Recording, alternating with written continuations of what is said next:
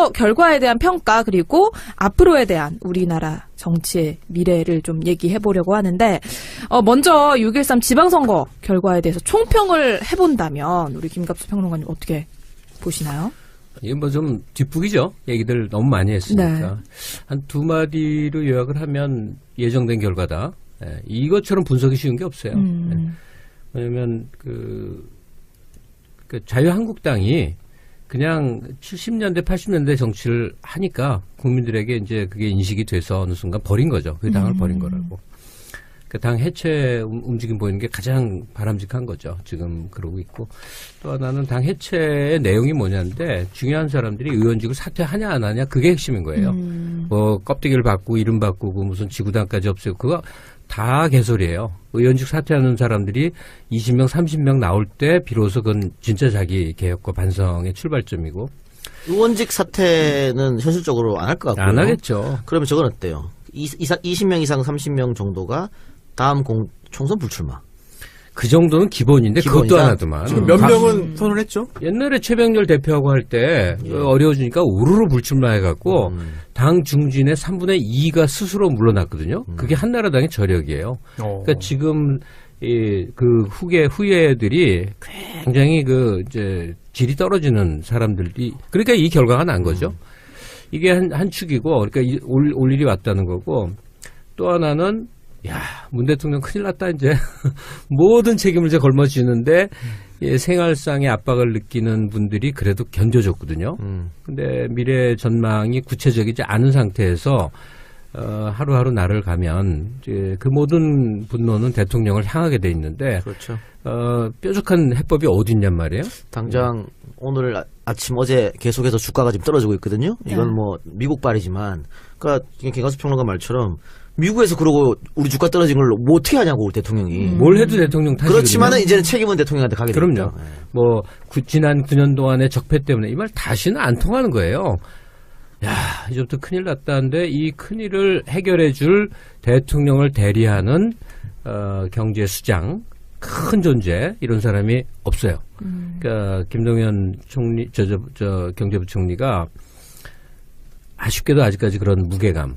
뭐 대통령이 어떻게 경제를 알겠어? 그러면서 대신 사람들이 우리 살림살이를 심리적으로 의탁할 경제 영역의 큰 존재가 필요한데 칼제비들은 나왔단 말이에요. 예?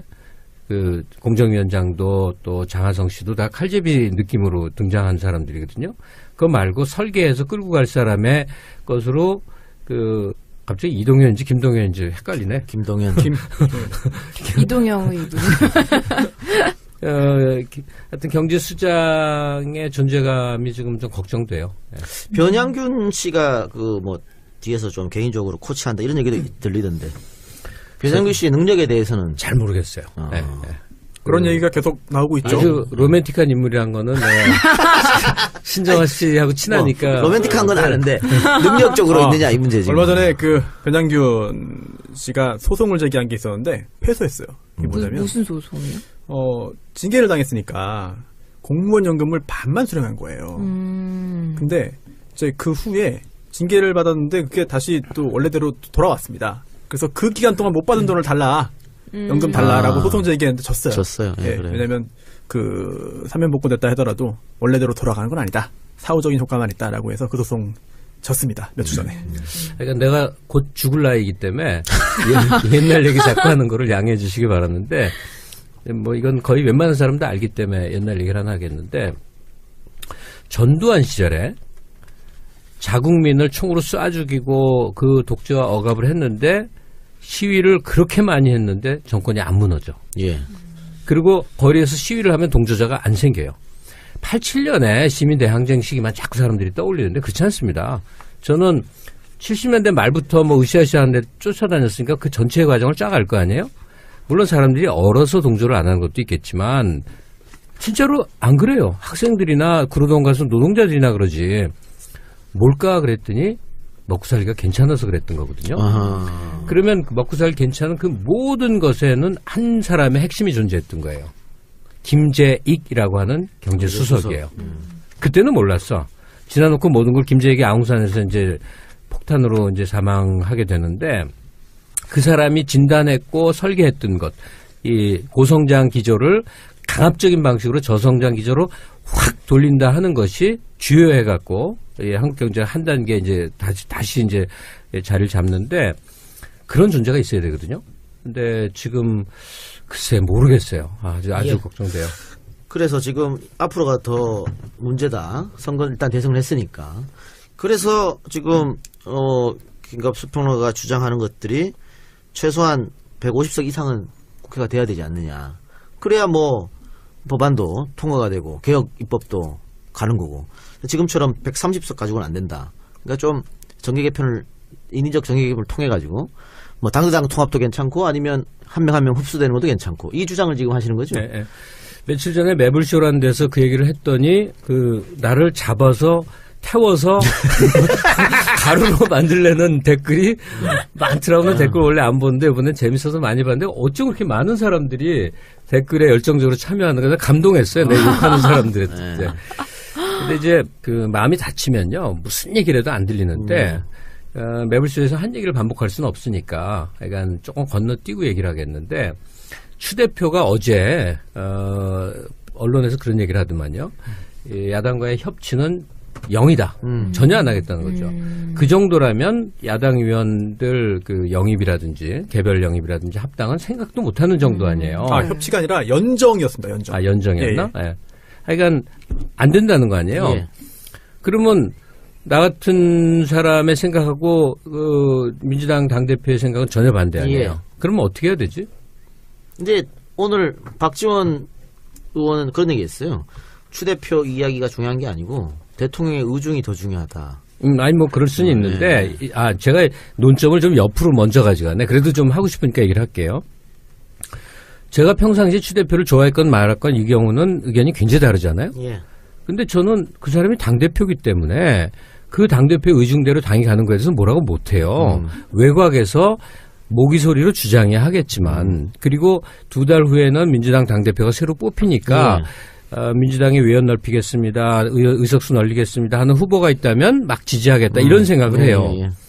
그런데 민주당을 사랑하고 문재인을 사랑한다는 일군의 사람들은 추미애 대표를 향해 2년 전연하는 트위터를 올리더라고. 예. 이거 우리 편 아니구나. 거기에 대한 얘기를 좀 이따 하기로 하고요. 예.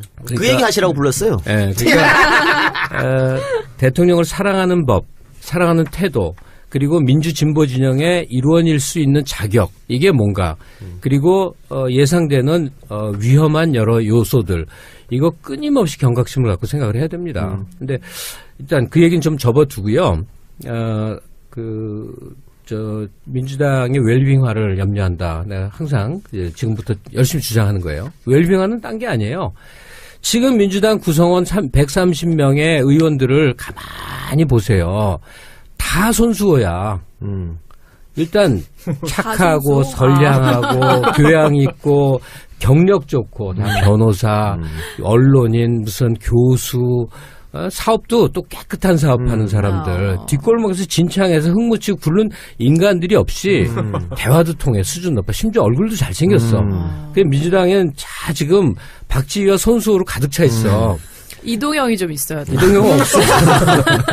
이동형이 좀 들어와야 돼. 다시 말해서 서로 그러니까 대화도 잘 통하고 술자리에 가도 기분 좋고 오늘 헤어져도 내일 또 보고 싶은 사람들로 구성된 집단은요 고사합니다. 현실은 아수라장 같기 때문에 그 아수라장들의 각 층위를 대변하는 사람들이 들어와서 끓탕을 하면서 이 흙탕을 걸러내서 다시 맑은 물 한번 만들었다 또 흙탕 만들었다 이제 이거 가는 거고 또 국민들은 괴리감이 느껴지면 안 되거든요. 싸우는 것도 정말 싫지만 잘난 놈들끼리 따로 노는 모습처럼 느껴지면 그 당도 그것도 굉장히 보기 싫은 건데 요는 그러면 누굴 데려왔을 때 다 흠결이 많지 않습니까? 데려오려는 사람마다 쟤는 전라도에서 안 되고 쟤는 자한당하고 연관이 있어서 안 되고 쟤는 너무 부자여서 안 되는데 그 잣대를 지금의 현역 민주당 의원들에게 예리하게 대면 또 다 걸립니다. 그리고 사람이 끔찍하게 정반대로 변해오는 모습을 난 많이 봤어요. 그리고 그 과거를 캐갖고 막 그러는 거 아니라고 생각이 들어요. 여러분들이 사랑하는 유명한 사람들이요. 내가 과거를 알고 있는 등을 들어서 얘기하면 그랬나 하면서 펄쩍 뛸 일들 많아요. 그러나 사람은 끊임없이 이 시기를 거치면서 실수도 하고 그걸 교정하고 또 디뎌나가고 영원히 용서 못할 것도 있지만 또 대다수는 그걸 털고 다음 단계에서 손잡을 사람들이 있어요. 그러니까 저는 민주당 들어오고 싶어 하는 야당 의원들의 얘기를 직접 들은 적이 있었어요. 그 받아주나? 뭐 누군지 얘기할까요? 김경진. 가고 싶으면 받아주나? 뭐 이래요. 그러니까 개별 입당식으로 야당이 지금 헤쳐모여야 할 것 같거든요. 각 당의 입지가 공고해서 분쇄하기가 어려운 상태가 아니라 이제 이 맨 그라운드로 지금 다 흩어놓고 재구성되는 과정이 있을 것 같은데 그때 그냥 은근슬쩍 해갖고 한 30명 못 데려올까? 이게 꿈 같은 얘기인지 모르지만 또 보면 정치는 전혀 안 될 것 같은데 획 되는 걸 너무 많이 봐서 의지가 중요하다. 그러면 첫째, 민주당 내에서는 이질적인 사람들도 받아들여서 원래 이질적이지 않아요. 호남은 받아들여서 다시 한번 또 이제 전의를 다지는 1년 10개월 후에 총선을 향해 가기 한 재구성을 민주당 스스로 한다는 태도가 필요하다. 과거에 대해서는 한번 살풀이 국민 대회를 하든 어찌고 지랄을 하든 해서 한번 유권자나 민주당 지지자에게 용서를 구하는 무언가를 하면서 한 단계를 넘어가고 뭐 방법이 있을 거란 말이에요. 요는 이 모든 얘기는 딱 하나예요. 우리 문재인 대통령 일 좀 하게 해주자. 예. 그래서 과거를 돌아보면 김대중 대통령 되고 DJ 비연합을 했습니다만 여소야대였어요. 그래서 김종필 씨를 국무총리를 앉혔는데 당시 한나라당에서 인준을 안 해줍니다. 그래서 서리 딱지를 계속 붙여갔거든요. 6개월을 했어요. 6개월을. 대가리 숫자가 안 되니까. 그래서 어떻게 했냐. 그래서 당시 한나라당 의원들을 받기 시작해요. 김대중 대통령이. 그래서 그때부터 비로소 일을 하기 시작했거든요. 그리고 의원을 꾸어줬어요. 자민련에. 그러기도 했죠. 예. 그런 일환이다. 결국은 지금 문재인 대통령 1년 조금 지났잖아요. 지금은 문재인 개인기로 이렇게 인기가 좋은 건데 사실 국회에서 한 건 아무것도 없어요. 아무것도 없어. 왜? 저쪽이 한 번도 협조를 안 해줬기 때문에. 그래서 여소야대는 이렇게 힘들다. 일단 제가 질문 하나 드려도 되겠습니까? 선생님께? 네. 모시기 어려운 분이시기 때문에. 좀 그러지 맙시다. 일단 첫 번째로 오늘 이런 말씀 드릴 게 저밖에 없는 것 같아서 사실 지금 현재 야당 의원들 물론 그 합당을 하거나 영입을 했을 때 정권 운영에 도움이 되긴 할 것 같아요. 그런데 조금 전에 말씀해 주셨던 그 이른바 도련님 스타일에 거의 다 포섭되는 거 아니냐. 어차피 지금 현재 의원들은 어느 당이든 간에 그렇다면은 정말 생동감을 줄 수 있는 새로운 정치인은 오히려 원외에 있을지 몰라도 지금 의원들은 아니지 않겠느냐라고 하는 의문이 하나 들고요. 또 하나는 좋은 질문. 네. 기존의 조직, 그러니까 지금 현재 민주당 간판으로 지역위원장에 있거나 또는 지역위원장이 되기 위해서 지역에서 정치활동을 하는 그런 사람도 많이 있거든요. 오창석은 어떻게 하느냐? 호남, 특히 호남. 이런 경우에 그러면은 과연 어떻게 될 것이냐, 이거 어떻게 해야 되느냐. 이런 부분에 대한 의문이 들고요. 또 마지막으로 하나는 지금 어차피 과반을 넘어도, 단독 과반을 넘어도 법안 통과는 사실상 그냥 할 수는 없거든요. 3분의 2가 넘지 않으면. 그렇다면 3분의 2 넘을 것도 아닌데 이렇게 정계 개편을 시도해서 어느 정도 작은 성과를 냈다 하더라도 그로 인해 오히려 여야 경색만 야기하는 거 아니냐. 이런 또 좀 의문도 듭니다. 다 지금 예상할 수 있는 적확한 지적인데 짧게 답변을 해보자면요. 이 딴소리 하던 사람 있잖아요. 민주당이나 문재인 대통령 막 공격하던 사람들이요. 들어오면 제일 먼저 고민하는 게 그 사람들이 제일 뭘 먼저 고민할까요? 다음번에 또 국회의원 한번 할 수 있냐가 최대 관심사지. 내가 이 야당일 때 가졌던 신념을 민주당에 들어와서 열심히 구현해야지 하는 사람 있을까? 안 그래요. 들어오면 어떻게든 민주당의 일원이 되고자 색깔도 바꾸고 생각도 바꾸는데 그러면 제가 웰빙하라고 얘기했냐면 지금 현역 위원장들 어떻게 해요? 걱정을 해요. 그 정도를 걱정하는 식으로 자기 식구 챙기면요. 한국 전체 못 이끌어갑니다. 사람을 죽이기도 하고 자르기도 하고 내치기도 하는데 얼마나 험난한 세상을 헤쳐나가는 건데 지금 내 식구 챙기기. 자, 방법이 왜 없냐고요. 이 사람들이 들어와서 그래봐야 의안 그 통과 그러니까 의원 민주당 의원 노릇할 게 1년 몇 개월밖에 안 되고요. 그다음에 다 어떻게 되죠? 시스템 공천이에요. 경선이나 뭐. 예. 현역 지구당 위원장하고 그다음에 영입 때 들어온 그 현역 의원이 박터지게 경쟁해서 경선을 통과하는 과정을 공정하게 치러내면 되는 거라고요. 그리고 그 정도는 지금 현역 원외 지구당 위원장, 당협위원장이죠. 이 사람들에 대해서 강하게 찍어 누르는 수밖에 없습니다. 반발해도 뭐 어떻게요? 어떻게 사이좋게 쌤쌤이 하는 데가 정당이 아니거든요. 조금 마지막 그 질문이죠. 180 어차피 180석 안 되지 않느냐. 그러니까 의석을 이제 최대한 몰아 넣은 다음에 그 다음에는 대통령이 야당 의원들 개별적으로 청와대 불러서 만나서 사정도 하는 것이고 뭐 별짓이 다 있는데 어떻게 드러내고 말할 수가 없는 것들이 많이 있네요. 예. 뭐 방법이 없겠어요? 네, 그리고 또 150석 이상만 돼도 할 수 있는 일이 지금보다는 훨씬 많죠. 그러니까 뭐 약속해줘도 많은 거 할 수 있어요. 예. 근데 뭐 그러면 이제 무소속 의원이나 뭐 바미당, 평화당 이런 쪽 의원들이 이제 민주당에 입당을 한다라고 하면 이제 받아야 된다라는 입장이신 그렇죠. 거잖아요. 네.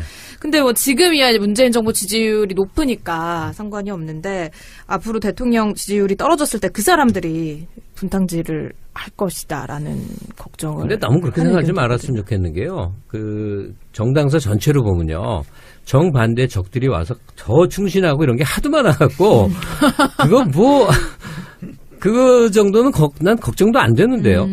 지금 민주평화당 소속이어서 하는 발언이 여기 민주당 들어와서 계속된다고 어찌 그리 생각하옵니까? 택도 없는 소리예요. 예. 그리고 두 번째 궁금한 점. 아까 당대표한테 2년 전에 한 트윗이 막 리트윗이 되고 엄청 많이 그것도 보면 이게 이 사람들 과거 트윗들 쭉 보면 민주당 지지자가 또 맞는 것도 있어요. 어떻게 보면. 좀 이상한 경우인데 결국은 이거는 이재명 때문에 그렇거든? 이재명으로 넘어가는 거야, 이제, 네. 논점이? 네. 그러니까, 추미애가 이재명을 안 잘랐다. 그러니까 너도 똑같은 년이다. 뭐 이런 거잖아요? 네. 김갑수가 이재명을 옹호했다. 똑같은 놈이다. 뭐 이런 건데. 그거 그냥 일부 똥파리들의 의견 아니에요? 그러니까. 근데 그 나 사람. 이번에 똥파리라는 용어 요번에 알았는데, 알고 보니까 그게 이동형 작품이더만. 원저자. 내가 많이 만들어줬어요. 무쫄 그것도 내가 만들었잖아. 많이 만들었. 어쨌든 근데 이번에 증명이 됐어. 그 사람들의 영향력은 그렇게 크지 않았다. 다만 화력이 세기 때문에 굉장히 크게 보여. 시끄럽게 보인다고. 근데 저는 우리 김갑수 선생 모셨습니다만 김갑수 선생하고 저하고 얼마 전에 남북 단일팀 해야 되냐 말아야 갖고 굉장히 치열하게 논쟁하고 네. 서로 입장이 반대였죠. 정반대였습니다. 그런데 그게 민주주의예요. 의견 달라? 이 사람이 이렇게 생각하는구나. 난 이렇게 생각하는데. 이렇게 서로 얘기하고 또 그 다음에 또 만나서 의견 같은 거는 같은 대로 하고. 그런데 지금 이 사람들은 의견이 달라? 죽어. 이거거든. 이게 어떻게 노무현 정신을 계승하고 문재인 정신을 계승한다는 사람들이 하는 일입니까? 말이 안 되는 거지. 그래서 저는 민주당 지지자도 있겠지만은 분명히 또 여기 분탕질 치는 세력이 들어와가지고 네. 선동하는 것도 있을 것 같다. 이거는 고소당하는 건 참 귀찮은 일인데 그럼에도 불구하고 이제 조심하면서 좀 얘기를 해보겠는데 제가 매불쇼라는 데서 얘기했을 때 용어를 정확히 할 줄 몰라갖고 자꾸 친문 극문 얘기를 했는데 문재인 지지자 일반을 칭하는 건 절대로 아니에요. 그럼요, 예. 네, 극단적인 주장을 하는 소수의 사람들, 이 사람들을 일컬어서 얘기하는데 보니까 적확한 똥파리라는 용어가 있었는데 그걸 몰랐던 거죠. 그 말 할 때는. 근데 저도 그 말 쓰고 싶지는 않고 그냥 약간 극문이라고 표현을 합시다. 네. 이분들의 실체가 뭘까를 고민을 해봤어요. 근데, 한 세 가지 중에 하나일 것 같아요. 하나는 타진녀일 거예요. 타진요. 예, 이상한 집념이 생겨서 죽도록 물고 늘어지고 어떤 해명을 해도 끝끝내 의심하는 유형의 사람들. 근데 그 경우는 나름 또 순수해요. 다시 말해서 이권을 바라고 하는 행동이 아니라 정신적으로 불안정한 사람들이 거기에 열정을 바치는 거예요. 타진녀뿐이 아닙니다. 황우석이 사기쳤다는 거를 끝끝내 안 믿고 지금도 안 믿는 사람 많아요. 국제 거대 자본의 거대 자본의 모에 황우석이 희생된 거다 이렇게 믿는 분들이 있어요. 그렇게 믿는 사람이 있어요? 이거 아직 많다니까. 네, 신흥종교 교주들의 주장을 맹신하는 사람들하고 멘탈 구조가 거의 같은 거죠. 어쨌든 이 사람들이 타진요 덩어리인가? 그래서 저도 그런 라는 얘기 한 했는데 축의 생각, 한 세 가지 정도 생각했어요. 해경궁 김 씨가 만일 이 사람들의 주장대로 김혜경 씨가 아니고 다른 인물이라고 경찰 수사 발표를 해도 아마 안 믿을 겁니다. 그럼요. 또 뭐 뭔가 네. 뭔가 왜냐하면 이 이재명을 공격하는 포인트 그 이제 소재가 계속 바뀌어왔거든요. 그렇죠. 한 겹 벗기면 또 다른 거, 또 다른 거, 또 다른 거 계속 이래왔으니까. 그러니까 뭐 이 수사 결과 어떻게 나올지는 모릅니다만 만약에 그렇게 나와도 안 믿을 거라는 그런 얘기고. 자 포인트 계속 해주세요. 또 세 개 있다니까요. 이 사람들이 타진용가 하는 게 하나 있고 또 하나는 혹시 작전 세력 아닐까? 일부러 이제. 예, 작전을 피는 사람들을 좀 봐왔어요. 그래서 제가 이제 사례를 든 게 변희재 씨입니다. 제가 변희재 씨를 처음 본 게 아주 옛날이에요. 그게 99년 아니면 2000년 초인데 99년이 더 맞을 것 같은데 제가 SBS 라디오에 책하고 놀자는 데일리 라디오의 진행자였어요. 네. 그래서 매일 책을 읽고 그랬었는데 그날에 게스트로 온다고 그래서 이제 책을 미리 받아서 전날에 읽는데 이름이 그런 사람이었고 대학을 졸업한 지 그리 오래되지 않은 젊은 진보 지식인인 거예요. 그래서 김대중 정권을 이론적으로 막 열광적으로 지지하는 책을 썼고 나야 정말 뼛속까지 김대중이었지만 그때는 방송에서 그런 티를 절대 못 냅니다. 지금 네. 내고 하잖아요. 그때는 아닌 척해야만 됐었어. 야, 그런데 그래서 하여튼 기분 좋게 방송을 했어요. 근데 그 사람도 아까 강현재 씨 비슷해 좀 되게 수줍어하고 내가 좀 앞에서 좀 띄워줬거든요. 근데 굉장히 부끄러워하더라고. 저 그런 사람 아니에요. 그리고 굉장히 부끄러워하고 그랬었어요. 선수. 샤이.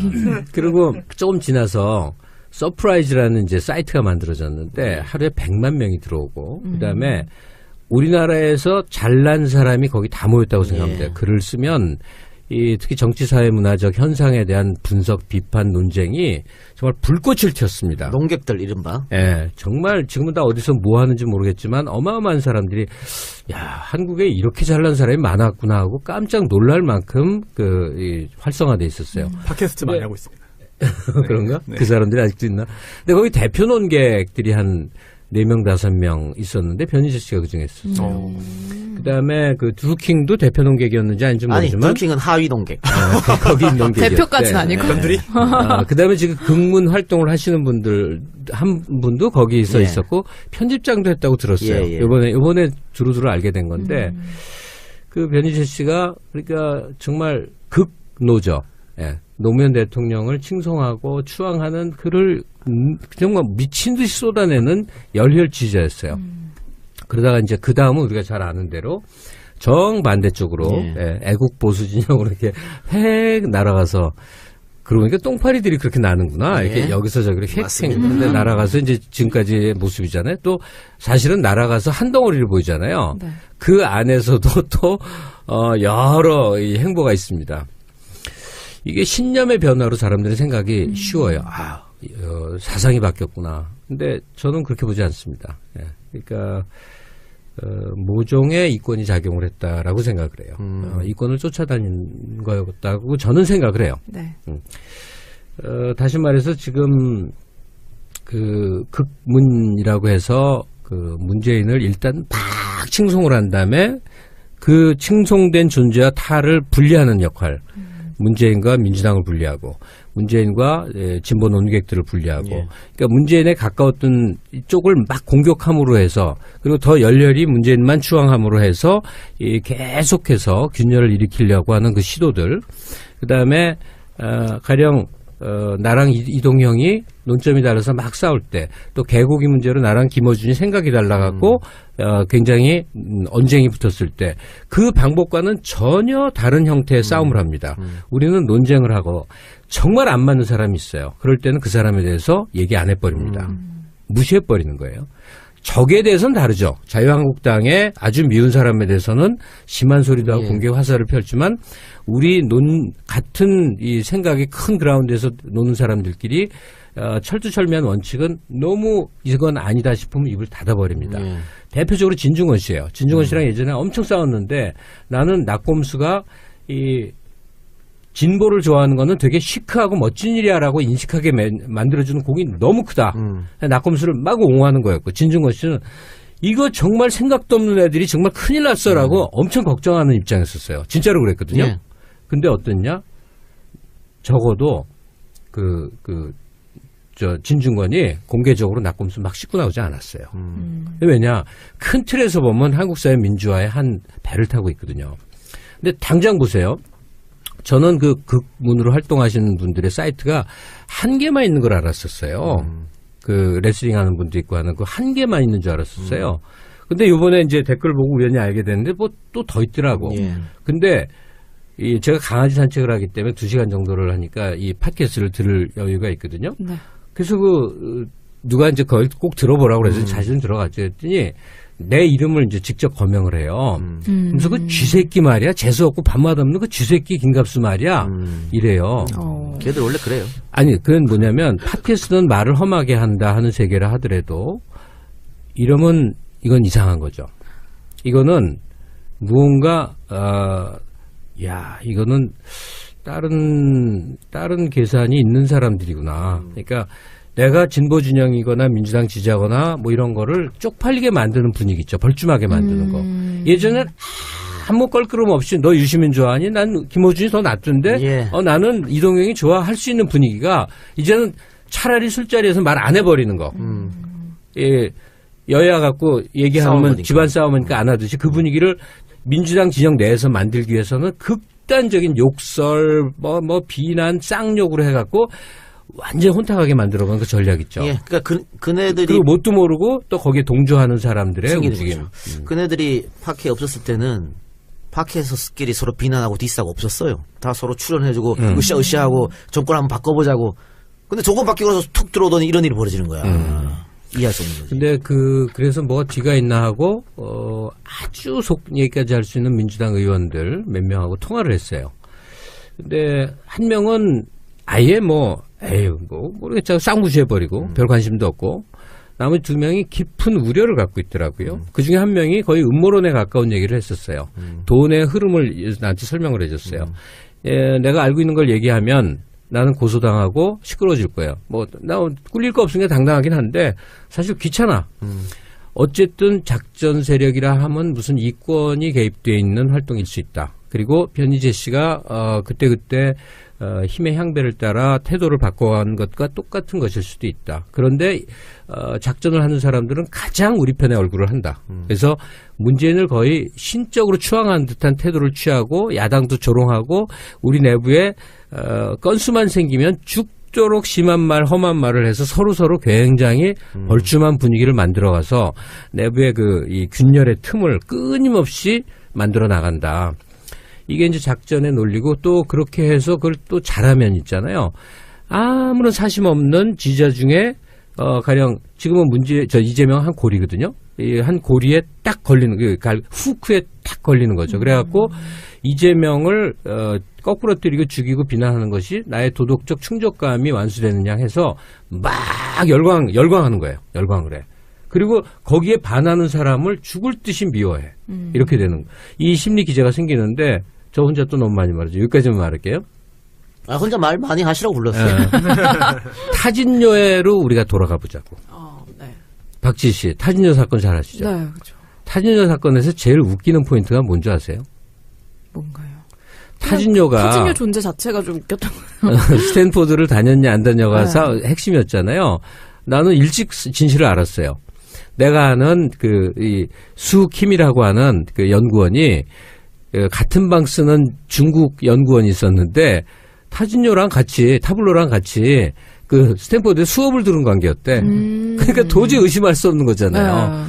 하여튼 그거 이전에 뭐가 중요한 거냐. 전 국민과 타진녀들이 정말 스탠퍼를 나왔을까 안 나왔을까 하고 쌩 난리를 쳤잖아요. 그런데 정작 중요한 거는 타진녀는 가수였다는 사실이야. 타블로. 어떤 가수가 타진녀의 타블로가 어떤 가수가 어떤 대학을 나왔느냐 안 나왔느냐가 왜 중요한 일일까? 그러니까 그 당시에 학력 위조가 너무 사회적인 이슈가 되면서 그 시기는 아니었어요. 학력 위조 이어도 상관없어. 네. 아니 그 사람들이 주장한 그거예요. 타블로가 스탠포드 학벌이 없었다면 그렇게 유명하게 떴겠느냐. 아니 그건 고리를 건 건데 나중에 고리를. 사회적 열정이 이상한 오도된 방향에 가서 비본질적인 것에 휩쓸려서 열광을 하는 사례들을 우리는 경험을 한단 말이에요. 그중에 대표적인 게 타진요에서 예를 드는 건데 사실은 타진요는 매력적인 가수이냐, 이번 새로 낸 음반이 어떻냐, 그 사람이 방송에서 나에게 유쾌함을 주느냐가 관심이어야 되는데 엉뚱하게 어떤 개인의 학력 갖고 온 국민이 정말 에너지를 낭비했어요. 이게 그대로 이재명 씨에게도 대입이 돼요. 난 어쩌다가 이제 이재명 빠가 됐더라고. 됐어요. 뭐 그거 이도영 작가님도 뭐 상관 안 한다고. 왜냐면 앞으로 내 태도를 보면 아니까 나는 한 3, 4년 지켜볼 거거든요. 그리고 저 지금 자원 중에서 딴 얘기부터 하면 되게 마음에 안 들어. 뭐냐면 이제 DJ가 있었고 노무현 있고 그다음에 문재인 있으면 또 하나의 DJ를 원해요. 이 사상가. 큰 틀에서 한반도의 미래를 설계하는 이제 파이터보다는 이제 큰 사상가인데 그런 게 하여튼 자 근데 작전 세력을 우리는 간과하면 안 되는 게요. 작전 세력은 서너 명만 앉아도 세력이 됩니다. 왜냐 우리의 반대편 우리의 적들이 작전 세력의 우군이 돼주거든. 작전 세력이 작전을 딱 펼치면 제일 먼저 와서 너무나 열심히 일해주는 게 예를 들면 일베애들이에요. 일베에도 거의 한때는 하루에 30만이 드나들었다는 대형 사이트거든요. 거기에 이권이 걸려 있거나 열광하는 사람들이 있는데 걔네들 지금 먹잇감이 없어. 사람도 별로 없고 가장 좋은 것은 와서 문재인을 찬양하면서 내부의 갈라치기에 일원이 되는 그 일을 하는 거예요. 그 전형적인 일이 언제 벌어졌냐? 다음 아고라에서 벌어졌었어요. 예전에. 정말 다음 아고라는 정말로 서프라이즈 일에 서프라이즈보다 더 규모 있고 내용 있고 많이 참여하는 또 하나의 민주적 토론 공간이었었어요. 근데 아크로폴리스였던 거지. 거기가 개판이나 완전히 개판. 지금은 아고라 아무도 안 들어가잖아요. 그 개판 나는 과정 동안에 과정이 지금 이재명을 죽이는 그 방법론과 너무 유사한 걸 봐요. 일단 진탕을 만들어 놓고 거기다가 아고라에 클릭해서 들어오는 것은 되게 쪽팔린 일이라는 느낌이 들도록 더럽게 만들어가 똥물을 막 뿌리는 거예요. 근데 그게 하나의 이 패턴과 전략인데, 하여간 그냥 순수한 타진녀일까? 작전 세력일까? 또는 그냥 성격이 나쁜 사람들일까? 정말 성격이 나빠서 어디에 있어도 막싸움하고 진흙탕 굴르고 우통 벗고 막 배에다 칼로 자해하고 막 침투기 이런 사람들이 있거든요. 프로불편러들. 네, 그런 사람들이 사이트를 해서 그 팟캐스트를 해서 이렇게 된 건가? 하여튼 모르겠어요. 근데 저는 며칠 곰곰 생각을 해보고 그다음에 전화 돌릴 수 있는 데까지 알아본 결론으로는 거기 구성원이 전부 그렇지는 않다는 거예요. 근데 적어도 어떤 정도의 상당한 정도로 작전 쪽으로 이권 취득을 두고 또 민주당 내부와도 내통해 있는 어떤 사람일 수 있는 가능성을 봅니다. 근데 이렇게 되면 이 정도로 분란 속에서 지나가는 게 아니라 대통령이나 정권이 굉장히 곤란해지는 옛날 지금 보면 어쩌고저쩌고 바다 이야기 뭐 이런 식으로 무슨 용어를 말하고 싶은데 정말 참는다. 이거 땡땡이 쳐줄래요? 돈덩어리가 이제 그 드루킹으로 연루돼서 엄청난 짓해서 정권이 휘청거리는 스캔들이 될 수도 있는 땡땡 쳐줘요. 예. 네, 땡땡 쳐줘요. 근데 아주 나빠요. 예. 아주 좋지 않습니다. 그럼 이 타진요. 그러니까 타진요거나 타진요이거나 타진요는 순수한 이제 저기고 열정이고 작전 세력이거나 성격 둘이 결합돼 있거나 성격 이상한 사람들이거나 잘 모르겠는데 하여튼 하긴 타진요가 성격 이상한 사람들의 집단이긴 하죠. 근데 이번 선거에서는 사실 그 어떤 특징을 가졌던 사람이든 낙선에 굉장히 공을 들였음에도 불구하고 드루킹도 그렇고 뭐 이재명에 대한 김부선 뭐 그런 이슈도 그렇고 사실 선거 결과에는 그렇게 영향을 못 미쳤잖아요. 그러니까 문재인 대통령 균열 내기, 흠집 내기에 아직은 힘이 없다는 얘기가 됐죠. 선거에 영향을 미치지 못할 만큼. 어떻게 보면 우리 국민들이 그 정도는 올바른 판단을 내릴 수 있다. 그런데 작전 세력 집요합니다. 그러니까 이미 성과를 낸 게 우리가 아는 진보 진영의 유력한 사람들을 막 좋아한다고 말하기에 어색한 분위기가 벌써 돼버렸어요. 당장 사실 김어준은 웬만하면 다들 좀 좋아함직하지 않아요? 그렇죠. 예, 좀 독선적인 면도 있고 성격도 세고 남 무시하고 잘 까불고 좀 엉터리 같은 수컷의 엉터리 같은 것도 다 보이지만 적어도 하나만은 분명한 게 나름 순수성을 갖고 그 오랜 세월 동안 이 맨 땅에 헤딩해서 이 그라운드를 만들어 온 사람 아니에요. 그러면 무슨 정치적 견해차 이런 게 아니라 김어준 정도는 좋아야 되는데 지금 김어준 좋아한다고 말하기를 어색하게 만드는 분위기로 지금 만들고 있는. 주진우도 마찬가지죠. 주진우는 더 하더라만 어떻게 주진우가 공격을 받지? 근데 하여튼 그러면 왜 주진우를 공격해야 되고 왜 그 김어준 이동영이 이상한 사람인지를 열정적으로 그 극문분들이 이제 댓글에 쓰더라고. 그게 난 이 말을 하고 싶어요. 이 세상을 눈으로 봐라. 상식으로 봐라. 근데 이 세상을 어떤 식으로 보면 왜곡되냐면 현미경을 눈에다 붙이고 보는 거예요. 그래갖고 박지희 씨를 보면 지금 내 눈으로 보면 박지희 씨는 아주 아름다워요. 근데 현미경을 씌운 다음에 박지희 씨를 가까이 보면 이 피부에 잡티, 피지 이상한 거 투성일 거야. 아주 흉측해지거든요. 흉측이요? 그러니까 온 세상을 향해서 균형되게 차라리 현미경이 뭔데 모낭충 있을지 몰라. 그러니까 현미경은. 모낭충 생각했지. 특정한 사람에게 현미경을 막 들이대면 그 사람은 괴물이 되고 악마가 됩니다. 이걸 난 너무 경험했기 때문에 옛날에 서점 안채에서 자취를 오래 했거든요. 수유리에 광산수퍼 안채라고 있는데 그 서점 주인이 맨날 나와서 책 읽으라고 그랬었어요. 근데 어느 날 이거 좀 봐 하고 쓱 주는데 제목이 거짓 예언자 함석헌이에요. 그게 무슨 책이냐면 함석헌의 조카가 함석헌은 전부 개구라친 거고 여색을 밝히기를 지랄나게 했고 인간 아주 쓰레기라고 써놓은 책이에요. 그래서 그걸 한 3분의 1쯤 있다가 손이 부들거려갖고 이게 뭐예요 그랬더니 나보고 그때 학생이라 난 졸업한 지 오래됐는데 학생이라서 학생 난 똑같구만 그래. 뭐냐면 우리나라에도 좀 훌륭한 사람이 많아. 서적상 연합회라는 데가 있거든요. 거기는 책 만드는 데가 책 파는 데야. 서적상 연합회가 이 책을 신간 갓 나오자마자 읽고 너무 놀라갖고 모여서 회의를 했대. 전국 회의를 했대. 우리는 이 책은 죽어도 못 팔겠다. 보인 대로 폐기한다. 그래서 그 책을 아무도 몰라. 근데 이 광산수퍼 이 서점 주인이 짓궂어갖고 한 권 슬쩍 빼갖고 온 거야. 그러니까 그 책은 몇천 권인지 몇만 권인지 이 세상에 출시가 됐으나 아무도 모르는 책이 됐는데 나는 읽은 사람이에요. 자, 그러면 그 책의 내용은 뭘까? 한 권을 더 예를 들게요. 함윤식이 쓴 동교동 25시라고. 자, 그거는 옛날 나중에 안기부가 돈 됐다는 것도 나왔지만 적어도 김대중을 24시간 곁에서 경호한 경호 실장이 쓴 책이에요. 그런 책은요.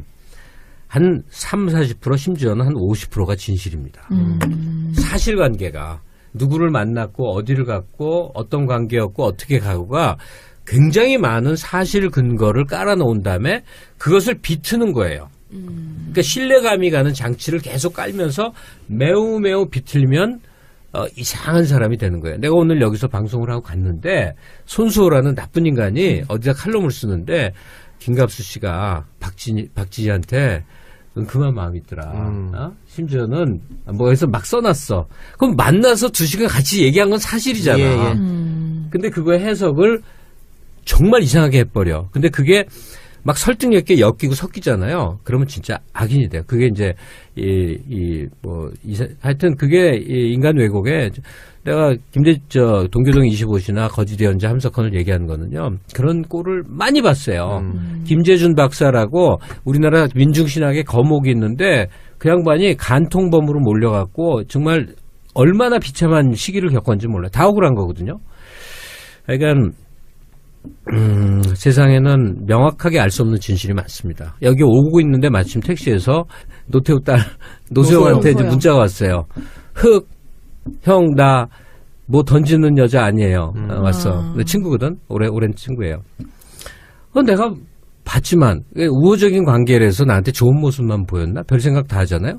근데 그 친구는 활동을 많이 했기 때문에 아는 사람이 많단 말이에요. 근데 단 한 번도 자기가 공부를 잘한 똑똑한 사람이니까 단 한 번도 누구 딸이거나 재벌 마누라의 티를 단 한 번도 낸 적이 없거든. 그리고 그래서 그러면 난 무슨 생각을 하냐면 모함을 당하나? 아니 그래서 지금 이런 생각을 해. 원래 이렇게 당하나? 재벌 갑질 얘기 나오면 다 욕이거든요.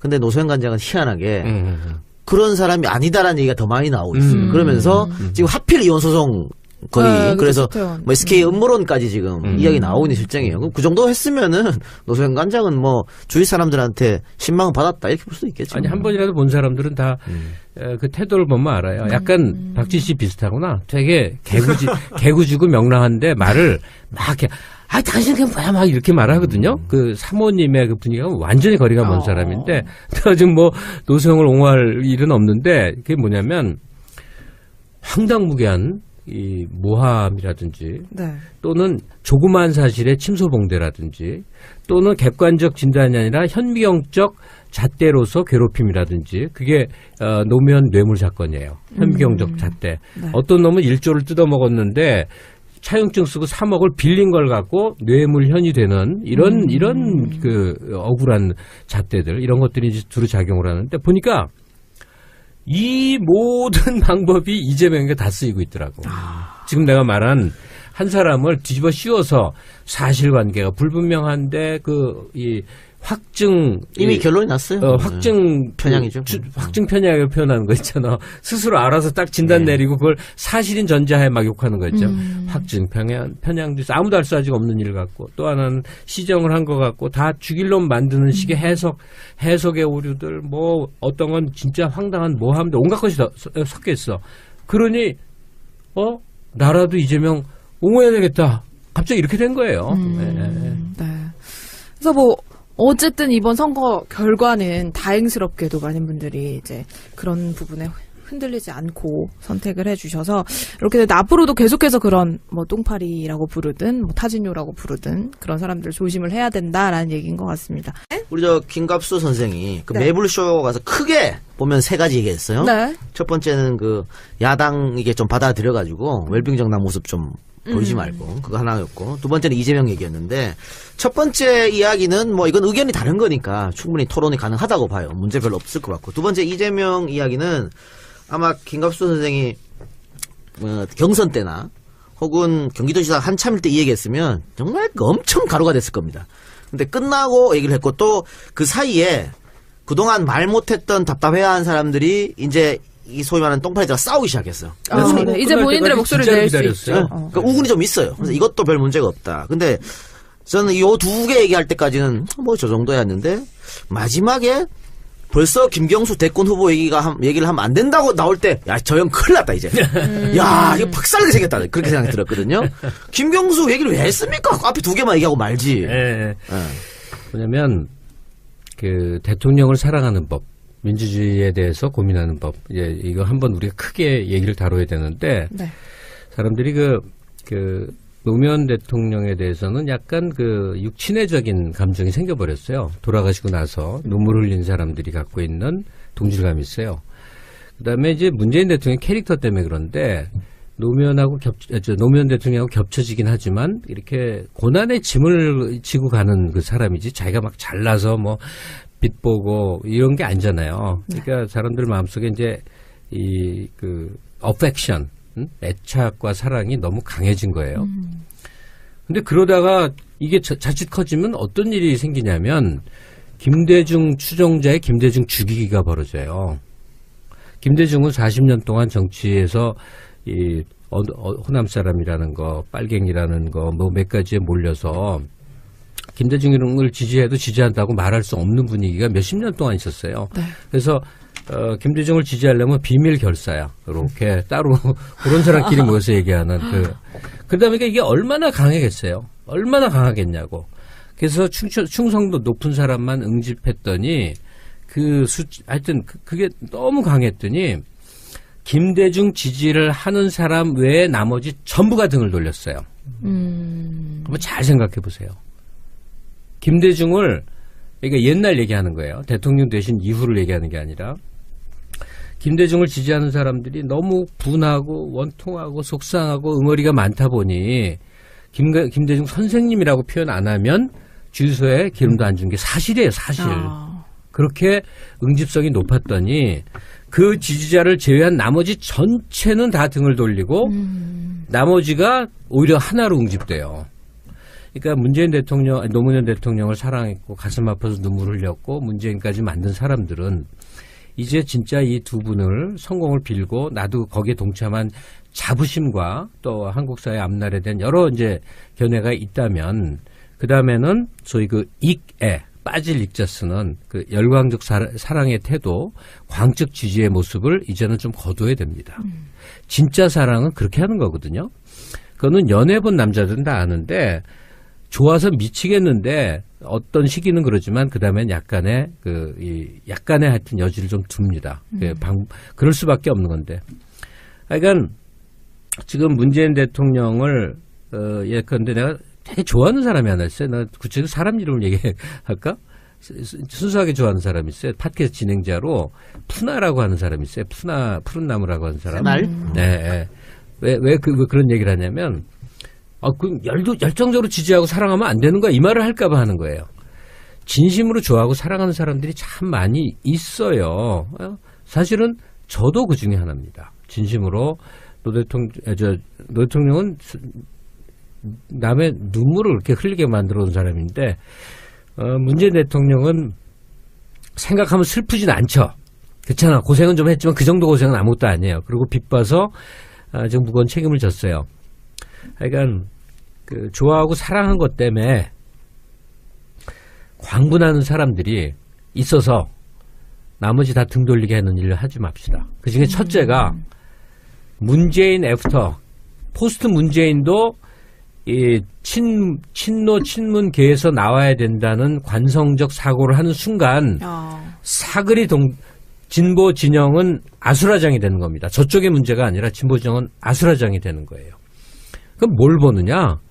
좀 순수하게 봅시다. 사람의 역량, 능력, 태도 우리 보면 알 수 있는 거예요. 물론 거기에 따른 기호에 따라 많이 나뉘겠죠. 그러나 적어도 공정한 그라운드는 만들어줘야 되지 않냐?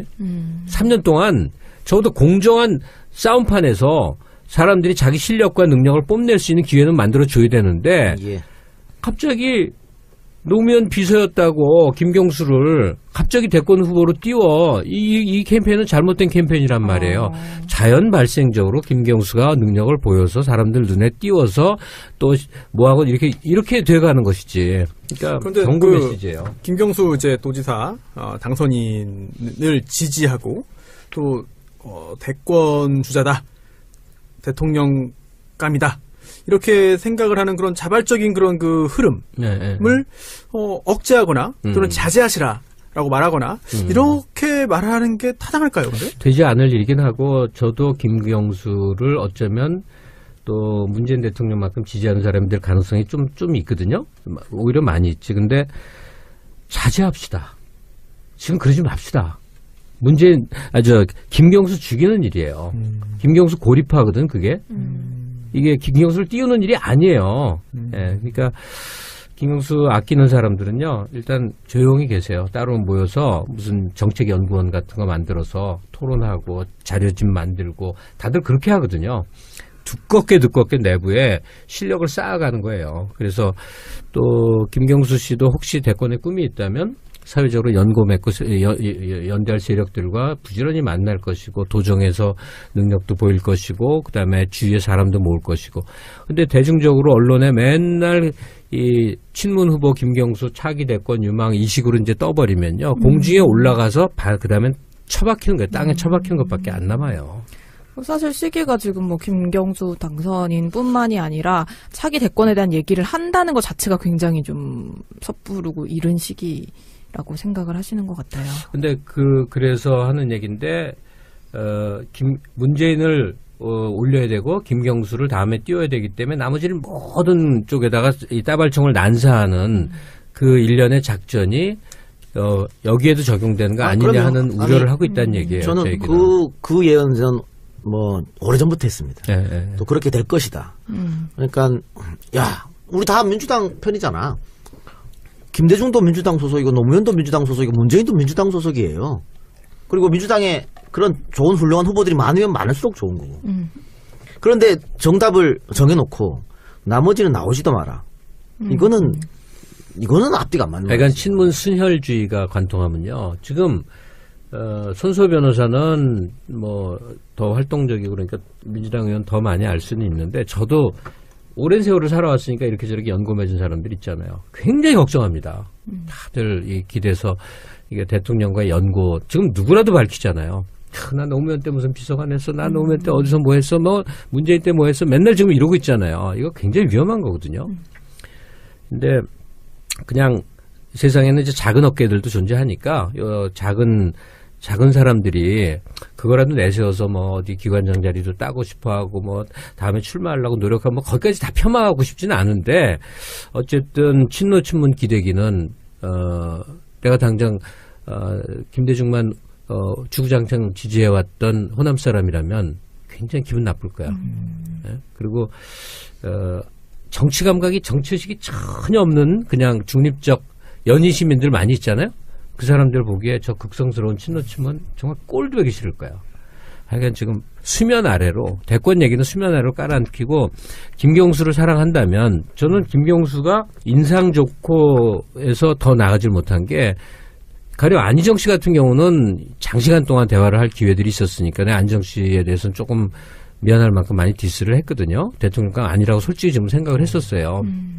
근데 김경수 지사가 이제 예상 외의 능력가일 가능성이 좀 보이잖아요.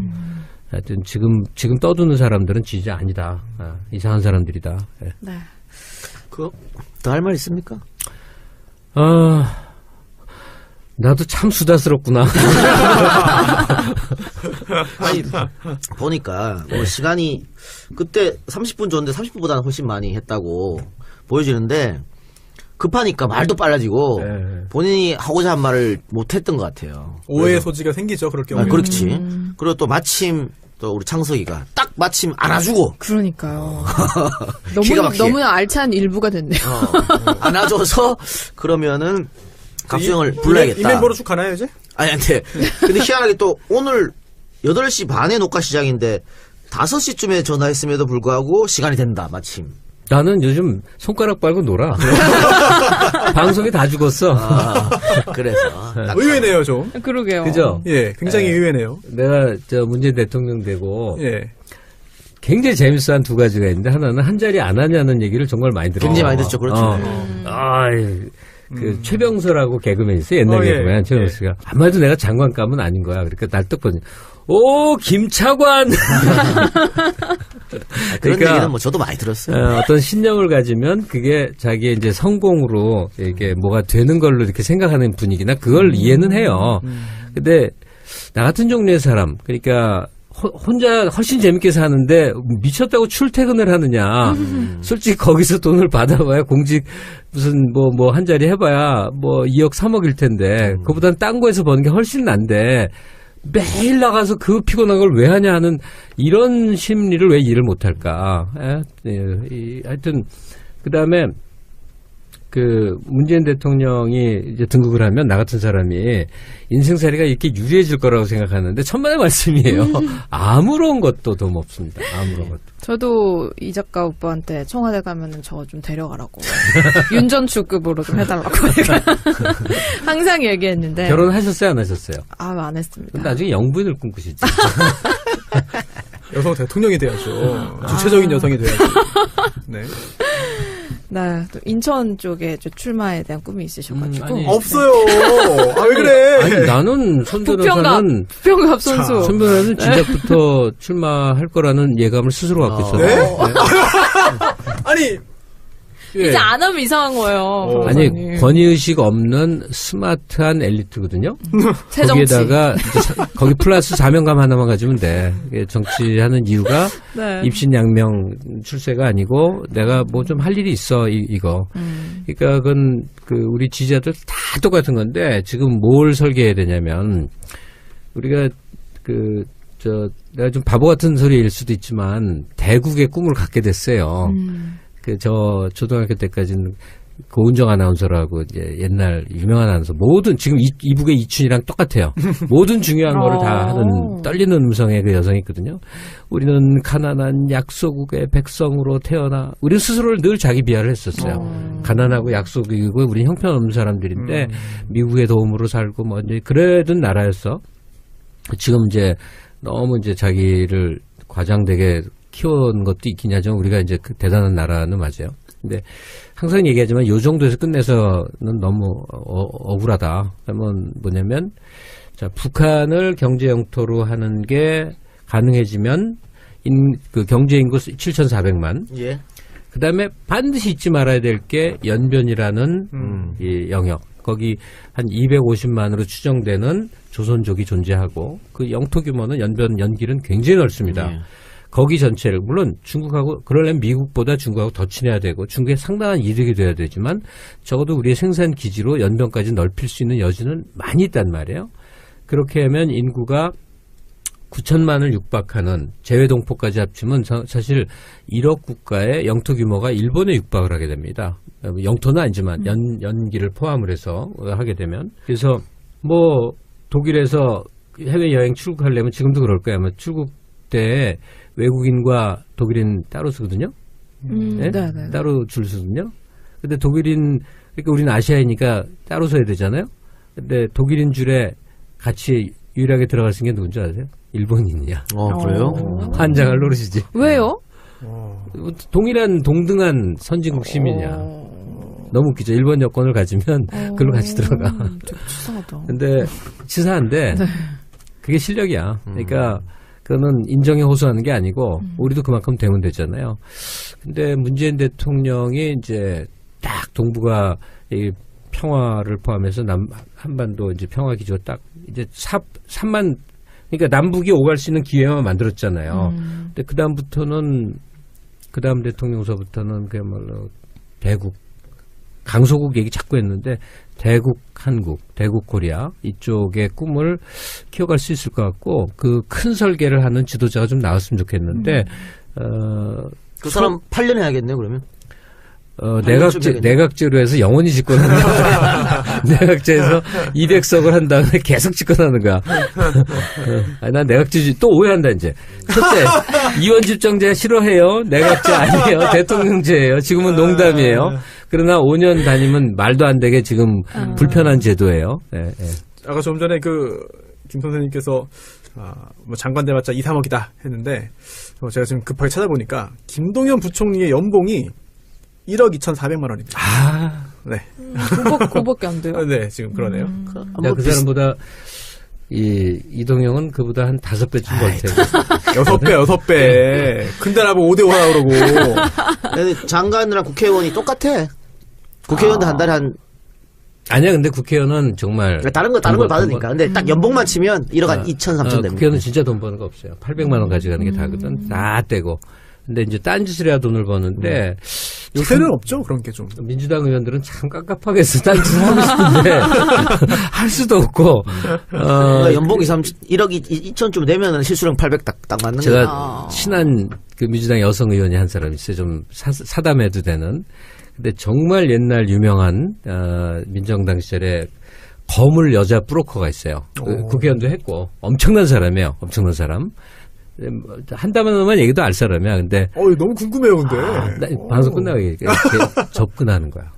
근데 그 민주당 여성 의원은 되게 나름 순진해. 그 뭣도 모르고 자꾸 만나는 거야. 알고 봤더니 거대한 프로젝트가 있어요. 그러다가 이제 아작 나는 거지.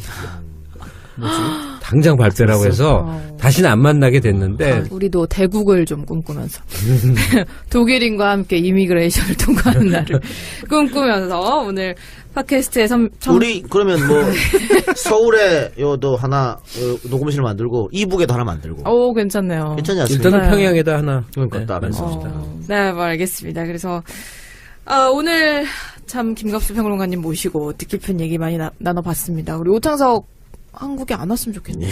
그러니까요. 네. 지금 도착했다는 아직 부산에 있다고 하는데 그냥 부산에서 그냥 쭉 살았으면 좋겠네요. 따로 팟캐스트 하나 만들려고 하십시오. 부산에서 내일은 아마 반드시 올라올 겁니다. 내일 수다맨 녹음이 있기 때문에 그건까지 놓치면 타격이 크거든. 네. 참 창석이 오빠는 진짜 오빠 없으면 먹고 살 근데 수가 오창석 없겠다. 씨가 그러니까 여친이 있었던 거군요. 네네네. 나는 원래. 그냥 박지 씨랑 둘이 사귀는 사이에서 같이 방송을 하는 줄 알았어. 아닙니다. 라고 그냥 해봤어. 쓸데없는 소리. 둘만의 관계는 저희가 모르죠. 네? 지금 무슨 소리 하시는 거예요? 네, 그래서 팟캐스트의 서명야 청년들의 정치공동구역 청정구역 오늘 김갑수 평론가님 모시고 우리 대한민국의 미래, 대한민국 정치의 미래에 대해서 함께 얘기 나눠봤습니다. 대가리 숫자가 안 되니까 그래서 어떻게 했냐. 그래서 당시 한나라당 의원들을 받기 시작해요. 김대중 대통령이. 그래서 그때부터 비로소 일을 하기 시작했거든요. 그리고 의원을 꾸어줬어요. 자민련에. 그렇기도 했죠. 예. 그런 일환이다. 결국은 지금 문재인 대통령 1년 조금 지났잖아요. 지금은 문재인 개인기로 이렇게 인기가 좋은 건데 사실 국회에서 한 건 아무것도 없어요. 아무것도 없어. 아무것도 없어. 왜 저쪽이 한 번도 협조를 안 해줬기 때문에. 그래서 여소야대는 이렇게 힘들다. 일단 제가 질문 하나 드려도 되겠습니까? 예, 선생님께? 예, 예. 모시기 어려운 분이시기 때문에. 좀 그러지 맙시다. 일단 첫 번째로 예. 오늘 뭐 이런 말씀 드릴 게 저밖에 없는 것 같아서 사실 지금 현재 야당 의원들 물론 그 합당을 하거나 영입을 했을 때 뭐 정권 운영에 도움이 되기는 할 것 같아요. 그런데 조금 전에 말씀해 주셨던 그 이른바 도련님 스타일에 예. 거의 다 포섭되는 거 아니냐 어차피 지금 현재 의원들은 어느 당이든 간에 그렇다면은 정말 생동감을 줄 수 있는 새로운 정치인은 오히려 원외에 있을지 몰라도 지금 의원들은 아니지 않겠느냐라고 하는 의문이 하나 들고요. 예, 예. 또 하나는 좋은 질문. 네. 기존의 조직, 그러니까 지금 현재 민주당 간판으로 뭐 지역위원장에 있거나 또는 지역위원장이 되기 위해서 지역에서 정치활동을 하는 그런 사람들 많이 있거든요. 오창석은 어떻게 하느냐? 호남, 특히 호남. 네. 이런 경우에 그러면은 과연 어떻게 될 것이냐, 이거 어떻게 해야 되느냐. 네, 네. 이런 부분에 대한 의문이 들고요. 또 마지막으로 하나는 지금 어차피 과반을 넘어도, 단독 과반을 넘어도 법안 통과는 사실상 그냥 할 수는 없거든요. 3분의 2가 넘지 않으면. 그렇다면 3분의 2 넘을 것도 아닌데 이렇게 정계 개편을 시도해서 어느 정도 뭐 작은 성과를 냈다 하더라도 그로 인해 오히려 여야 경색만 야기하는 거 아니냐. 네. 이런 또 좀 의문도 듭니다. 다 지금 그 예상할 수 있는 적확한 지적인데 짧게 답변을 해보자면요. 이 딴소리 하던 사람 있잖아요. 민주당이나 문재인 대통령 막 공격하던 사람들이요. 들어오면 제일 먼저 고민하는 게 뭐 그 사람들이 제일 뭘 먼저 고민할까요? 다음번에 또 국회의원 한번 할 수 있냐가 최대 관심사지. 내가 이 야당일 때 가졌던 신념을 민주당에 들어와서 열심히 구현해야지 하는 사람이 있을까? 안 그래요. 들어오면 어떻게든 민주당의 일원이 되고자 색깔도 바꾸고 생각도 바꾸는데 그러면 제가 웰빙하라고 얘기했냐면 지금 현역 위원장들 어떻게 해요? 걱정을 해요. 그 정도를 걱정하는 식으로 자기 식구 챙기면요. 한국 전체 못 이끌어갑니다. 사람을 죽이기도 하고 자르기도 하고 내치기도 하는데 얼마나 험난한 그 세상을 헤쳐나가는 건데 지금 내 식구 챙기기? 자, 방법이 왜 없냐고요. 이 사람들이 들어와서 그래봐야 의안 그 통과 그러니까 민주당 의원 노릇할 게 1년 몇 개월밖에 안 되고요. 그다음에 다 어떻게 되죠? 시스템 공천이에요. 경선이나 뭐. 예. 현역 지구당 위원장하고 그다음에 영입 때 들어온 그 현역 의원이 박터지게 경쟁해서 경선을 통과하는 과정을 공정하게 치러내면 되는 거라고요. 그리고 그 정도는 지금 현역 원외 지구당 위원장, 당협위원장이죠. 이 사람들에 대해서 강하게 찍어 누르는 수밖에 없습니다. 반발해도 뭐 어떻게 해요? 어떻게 사이좋게 쌤쌤이 하는 데가 정당이 아니거든요. 조금 마지막 그거 질문이죠. 180 어차피 180석 안 되지 않느냐. 그러니까 의석을 이제 최대한 몰아 넣은 다음에 그 다음에는 대통령이 야당 의원들 개별적으로 청와대 불러서 만나서 사정도 하는 것이고 뭐 별짓이 다 있는데 어떻게 드러내고 말할 수가 없는 것들이 많이 있네요. 뭐 방법이 없겠어요? 네, 그리고 또 150석 이상만 돼도 할 수 있는 일이 지금보다는 훨씬 많죠. 그러니까 뭐 약속해줘도 많은 거 할 수 있어요. 근데 뭐 그러면 이제 무소속 의원이나 뭐 바미당, 평화당 이런 쪽 의원들이 이제 민주당에 입당을 한다라고 하면 이제 받아야 된다라는 입장이신 그렇죠. 거잖아요. 네. 근데 뭐 지금이야 이제 문재인 정부 지지율이 높으니까 상관이 없는데 앞으로 대통령 지지율이 떨어졌을 때 그 사람들이 분탕질을 할 것이다라는 걱정을. 근데 너무 그렇게 생각하지 말았으면 좋겠는 게요. 그 정당사 전체로 보면요. 정반대 적들이 와서 더 충신하고 이런 게 하도 많아갖고 그거 정도는 난 걱정도 안 되는데요. 지금 민주평화당 소속이어서 하는 발언이 여기 민주당 들어와서 계속된다고 어찌 그리 생각하옵니까? 택도 없는 소리예요. 예. 그리고 두 번째 궁금한 점. 아까 당대표한테 2년 전에 한 트윗이 막 리트윗이 되고 엄청 많이, 그것도 보면 이게 이 사람들 과거 트윗들 쭉 보면 민주당 지지자가 또 맞는 것도 있어요. 어떻게 보면. 좀 이상한 경우인데 결국은 이거는 이재명 때문에 그러거든? 이재명으로 넘어가는 거야, 이제, 네. 논점이? 네. 그러니까 추미애가 이재명을 안 잘랐다. 그러니까 너도 똑같은 년이다. 뭐 이런 거잖아요. 예. 김갑수가 이재명을 옹호했다. 똑같은 놈이다. 뭐 이런 건데. 그거 그냥 일부 똥파리들의 의견 아니에요? 그러니까. 근데 그 나 사람 이번에 똥파리라는 용어 요번에 알았는데, 알고 보니까 그게 이동형 작품이더만. 원저자. 내가 많이 만들어줬어요.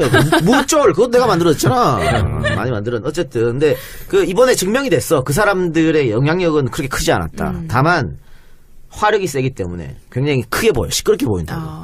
근데 저는 우리 김갑수생 모셨습니다만 김갑수생하고 저하고 얼마 전에 이 남북 단일팀 해야 되냐 말아야 돼 갖고 굉장히 치열하게 논쟁하고 네. 서로 입장이 반대였죠. 정반대였습니다. 그런데 그게 민주주의예요. 의견 달라? 이 사람 이렇게 생각하는구나. 난 이렇게 생각하는데. 이렇게 서로 얘기하고 또 그 다음에 또 만나서 의견이 같은 거는 같은 대로 하고. 그런데 지금 이 사람들은 의견이 달라? 죽어. 이거거든. 이게 어떻게 노무현 정신을 계승하고 문재인 정신을 계승한다는 사람들이 하는 일입니까? 말이 안 되는 거지. 그래서 저는 민주당 지지자도 있겠지만은 분명히 또 여기 분탕질 치는 세력이 들어와가지고 네. 선동하는 것도 있을 것 같다.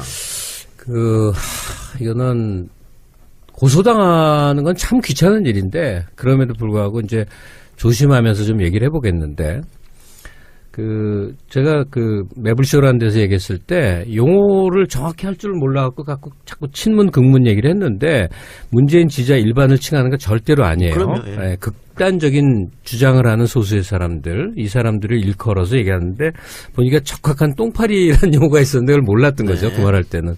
근데 저도 그 말 쓰고 싶지는 않고, 그냥 약간 극문이라고 표현을 합시다. 네. 이분들의 실체가 뭘까를 고민을 해봤어요. 근데, 한 세 가지 중에 하나일 것 같아요. 하나는 타진녀일 거예요. 타진요. 예, 이상한 집념이 생겨서 죽도록 물고 늘어지고 어떤 해명을 해도 끝끝내 의심하는 유형의 사람들. 근데 그 경우는 나름 또 순수해요. 다시 말해서 이권을 바라고 하는 행동이 아니라 정신적으로 불안정한 사람들이 거기에 열정을 바치는 거예요. 타진녀뿐이 아닙니다. 황우석이 사기쳤다는 거를 끝끝내 안 믿고 지금도 안 믿는 사람 많아요. 네, 국제 거대 자본의 거대 자본의 모에 황우석이 희생된 거다 이렇게 믿는 분들이 있어요. 그렇게 믿는 사람이 있어요? 이거 아직 많다니까. 네, 신흥종교 교주들의 주장을 맹신하는 사람들하고 멘탈 구조가 거의 같은 거죠. 어쨌든 이 사람들이 타진녀 덩어리인가? 그래서 저도 그런 라는 얘기 한 축의 생각, 한 세 가지 정도 생각 있어요. 해경궁 김 씨가 만일 이 사람들의 주장대로 김혜경 씨가 아니고 다른 인물이라고 경찰 수사 발표를 해도 아마 안 믿을 겁니다. 그럼요. 또 뭔가 왜냐하면 이재명을 공격하는 포인트 소재가 계속 바뀌어왔거든요. 그렇죠. 한 겹 벗기면 또 다른 거, 또 다른 거, 또 다른 거 계속 이래왔으니까. 그러니까 이 수사 결과 어떻게 나올지는 모릅니다만 만약에 그렇게 나와도 안 믿을 거라는 건 얘기고. 자, 포인트 계속 해주세요. 또 세 개 있다니까요. 이 사람들이 타진용가 하는 게 하나 있고 또 하나는 혹시 작전 세력 아닐까? 일부러 이제. 예, 작전을 피는 사람들을 좀 봐왔어요. 그래서 제가 이제 사례를 든 게 변희재 씨입니다. 제가 변희재 씨를 처음 본 게 아주 옛날이에요. 그게 99년 아니면 2000년 초인데 99년이 더 맞을 것 같은데 제가 SBS 라디오에 책하고 놀자는 데일리 라디오의 진행자였어요. 네. 그래서 매일 책을 읽고 그랬었는데 그날에 게스트로 온다고 그래서 이제 책을 미리 받아서 전날에 읽는데 이름이 그런 사람이었고 대학을 졸업한 지 그리 오래되지 않은 젊은 진보 지식인인 거예요. 그래서 김대중 정권을 이론적으로 막 열광적으로 지지하는 책을 썼고 나야 정말 뼛속까지 김대중이었지만 그때는 방송에서 그런 티를 절대 못 냅니다. 지금 네. 내고 하잖아요. 그때는 아닌 척해야만 됐었어. 야, 그런데 그래서 하여튼 기분 좋게 방송을 했어요. 근데 그 사람도 아까 강현재 씨 비슷해 좀 되게 수줍어하고 내가 좀 앞에서 좀 띄워줬거든요. 근데 굉장히 부끄러워하더라고. 저 그런 사람 아니에요. 그리고 굉장히 부끄러워하고 그랬었어요. 선수. 샤이. 그리고 조금 지나서 서프라이즈라는 이제 사이트가 만들어졌는데 하루에 100만 명이 들어오고 그다음에 우리나라에서 잘난 사람이 거기 다 모였다고 생각합니다. 예. 글을 쓰면 특히 정치, 사회, 문화적 현상에 대한 분석, 비판, 논쟁이 정말 불꽃을 튀었습니다. 농객들 이른바. 예, 정말 지금은 다 어디서 뭐 하는지 모르겠지만 어마어마한 사람들이 야, 한국에 이렇게 잘난 사람이 많았구나 하고 깜짝 놀랄 만큼 활성화돼 있었어요. 팟캐스트 많이 하고 있습니다. 그런가? 네. 그 사람들이 아직도 있나? 근데 거기 대표 논객들이 한 4명, 5명 있었는데 변희재 씨가 그중에 있었어요. 그 다음에 그 드루킹도 대표 논객이었는지 아닌지 아니, 모르지만. 드루킹은 하위 농객. 거기 논객이었대. 대표까지는 아니고. 남들이 그 다음에 지금 극문 활동을 하시는 분들, 한 분도 거기서 예. 있었고, 편집장도 했다고 들었어요. 예, 예. 요번에 두루두루 알게 된 건데, 그 변희재 씨가, 그러니까 정말 극노죠. 예. 노무현 대통령을 칭송하고 추앙하는 글을 정말 미친 듯이 쏟아내는 열혈 지지자였어요.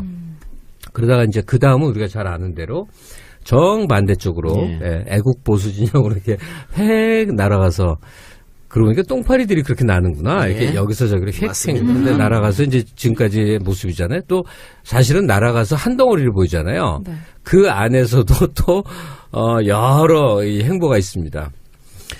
이게 신념의 변화로 사람들의 생각이 쉬워요. 사상이 바뀌었구나. 근데 저는 그렇게 보지 않습니다. 예. 그러니까 모종의 이권이 작용을 했다라고 생각을 해요. 이권을 쫓아다닌 거였다고 저는 생각을 해요. 네. 다시 말해서 지금 그 극문이라고 해서 그 문재인을 일단 막 칭송을 한 다음에 그 칭송된 존재와 타를 분리하는 역할. 문재인과 민주당을 분리하고 문재인과 진보 논객들을 분리하고 예. 그러니까 문재인에 가까웠던 쪽을 막 공격함으로 해서 그리고 더 열렬히 문재인만 추앙함으로 해서 계속해서 균열을 일으키려고 하는 그 시도들 그다음에 가령 나랑 이동형이 논점이 달라서 막 선거 결과에 대한 평가 그리고 앞으로에 대한 우리나라 정치의 미래를 좀 얘기해 보려고 하는데 먼저 6.13 지방선거 결과에 대해서 총평을 해본다면 우리 김갑수 평론가님 어떻게 보시나요? 이게 뭐 좀 뒷북이죠. 얘기들 너무 많이 했으니까. 네. 한 두 마디로 요약을 하면 예정된 결과다. 이것처럼 분석이 쉬운 게 없어요. 왜냐면 그 자유한국당이 그냥 70년대, 80년대 정치를 하니까 국민들에게 이제 그게 인식이 돼서 어느 순간 버린 거죠. 그 당을 버린 거라고. 그 당 해체 움직임 보이는 게 가장 바람직한 거죠. 지금 그러고 있고. 또 하나는 당 해체의 내용이 뭐냐인데 중요한 사람들이 의원직을 사퇴하냐 안 하냐 그게 핵심인 거예요.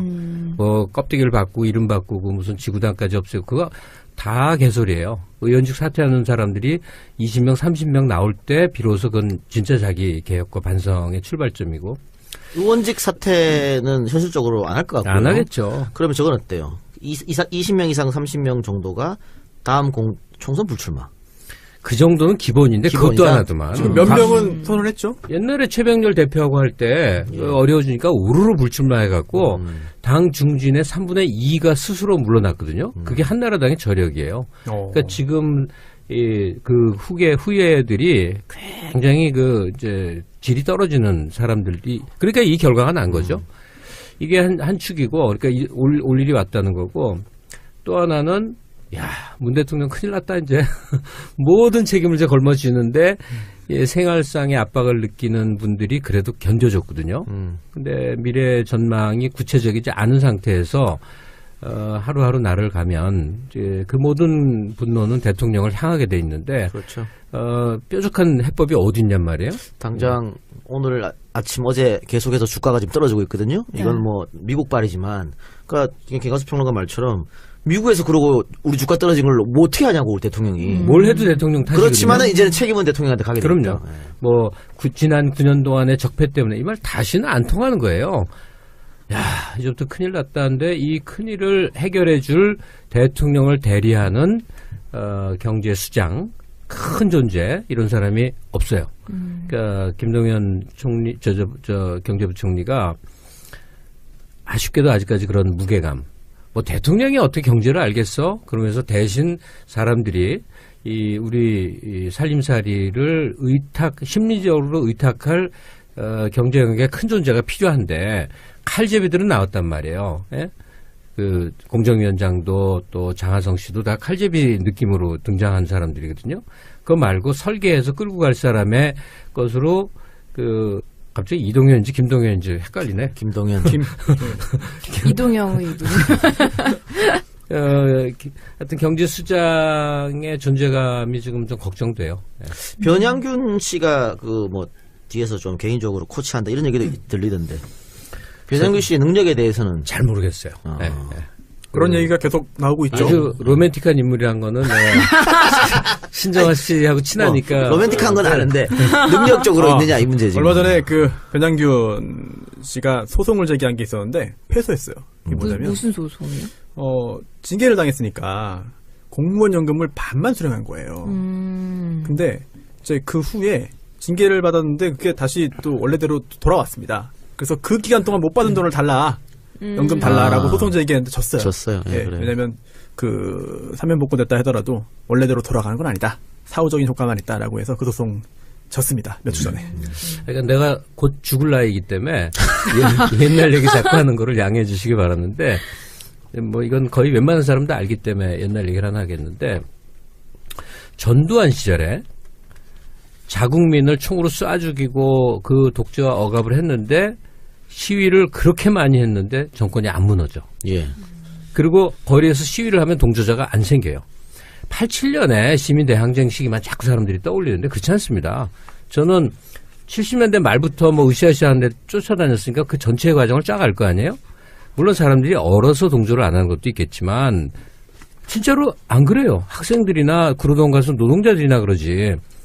뭘까 그랬더니 먹고 살기가 괜찮아서 그랬던 거거든요. 아하. 그러면 먹고 살기 괜찮은 그 모든 것에는 한 사람의 핵심이 존재했던 거예요. 김재익이라고 하는 경제수석이에요. 그때는 몰랐어. 지나놓고 모든 걸 김재익이 아웅산에서 이제 폭탄으로 이제 사망하게 되는데 그 사람이 진단했고 설계했던 것, 이 고성장 기조를 강압적인 방식으로 저성장 기조로 확 돌린다 하는 것이 주요해갖고 한국 경제가 한 단계 이제 다시 이제 자리를 잡는데 그런 존재가 있어야 되거든요.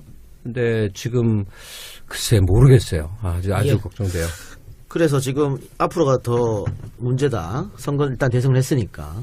그래서 지금 김갑수 평론가가 주장하는 것들이 최소한 150석 이상은 국회가 돼야 되지 않느냐.